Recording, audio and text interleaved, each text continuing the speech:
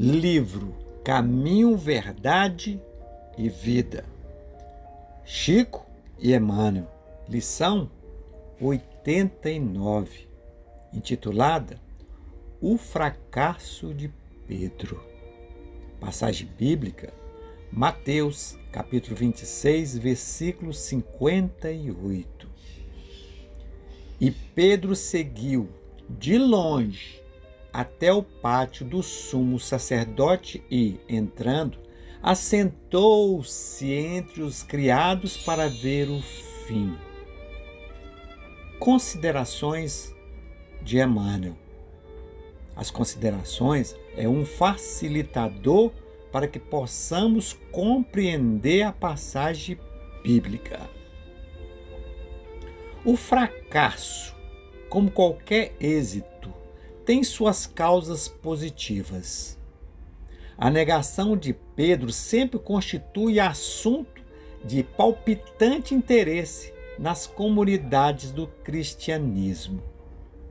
Enquadra-se-á a queda moral do generoso amigo do mestre num plano de fatalidade?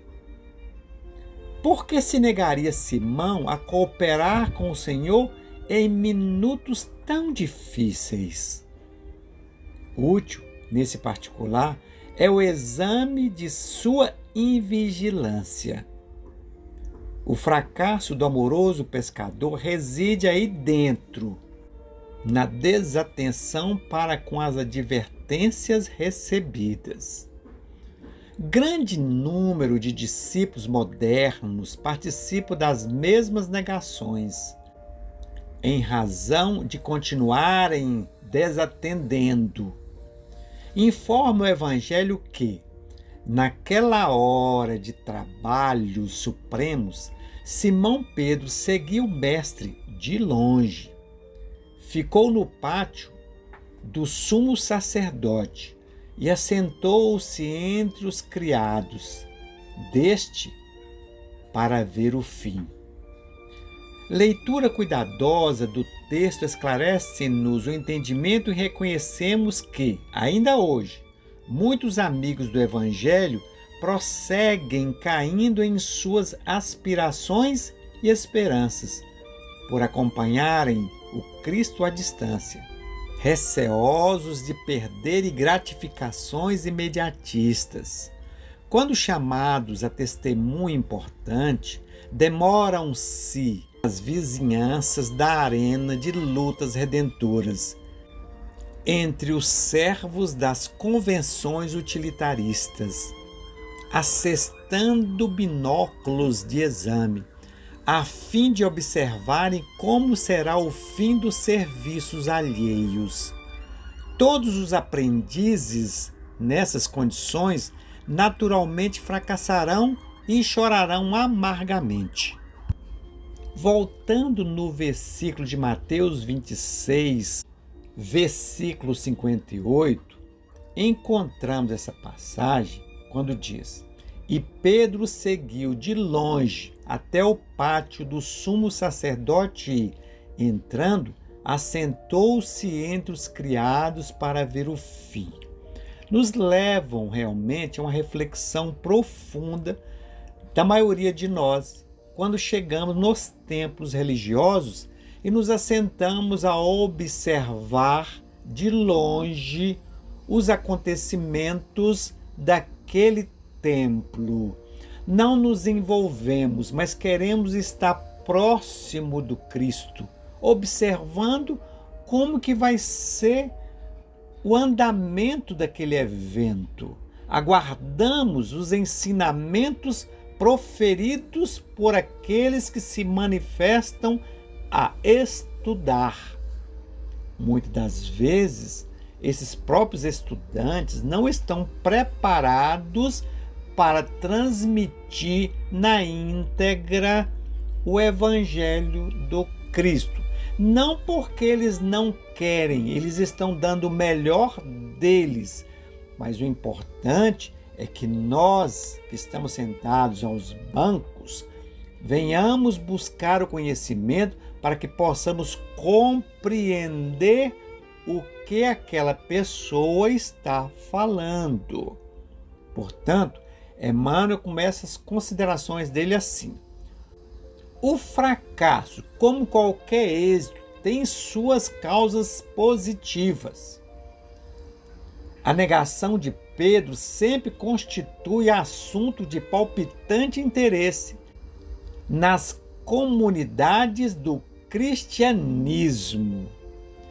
Muitos de nós questionamos como Pedro era companheiro, acompanhante do Cristo e o negou.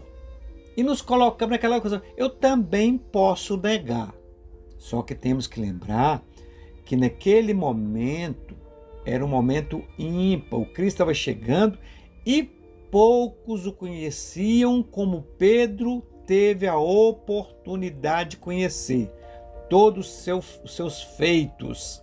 Hoje, passado mais de 2000 anos, certamente nós temos muito mais comprovações de tudo que Jesus fez, muito mais do que o próprio Pedro.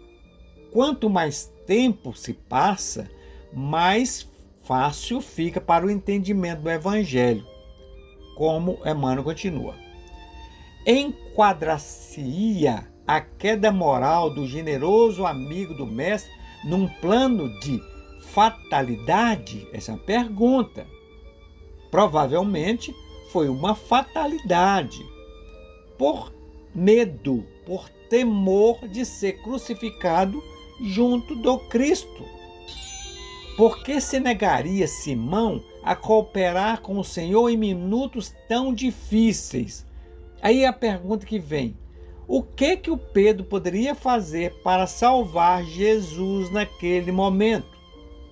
Será que ele tinha capacidade de tirar Jesus da prisão? Esses são os questionamentos. Agora, o Emmanuel continua. Útil, nesse particular, é o exame de sua invigilância. Agora é nós, já passa para nós. Nós, tendo hoje todo o conhecimento, vamos continuar negando Jesus? Continua. O fracasso do amoroso pescador reside aí dentro, na desatenção para com as advertências recebidas. Grande número de discípulos modernos, agora vem bem direto para nós, participam das mesmas negações em razão de continuarem desatentos ou desatendendo o chamado do Evangelho. Essa que é a questão. Hoje nós já temos o conhecimento. Só existe um Deus, só um Salvador. Como que nós vamos negar o seu enviado, que é o Cristo?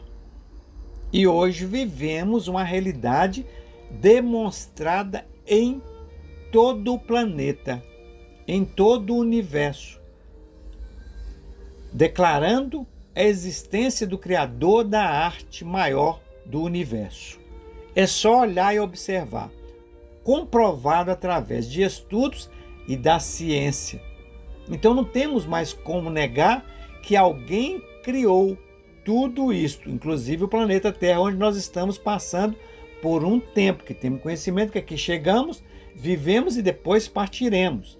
Então não tem como não compreender que aqui é uma escola, é uma estação. Então não tem como mais negar. Temos que estar atento para que possamos seguir os exemplos do Cristo, como ele mesmo disse: eu sou o caminho, a verdade e a vida. Só chegará ao Pai, ou seja, ao artista, criador de tudo isso, através de mim. Ou seja, dos exemplos e atitudes que o Cristo demonstrou em sua caminhada pelo planeta Terra. Espero ter deixado alguma novidade, algum esclarecimento nessa passagem bíblica e que possamos seguir realmente na íntegra o Evangelho do Cristo. E que possamos nos encontrar na próxima lição, se assim for a sua vontade. Fique na paz do Senhor Jesus Cristo.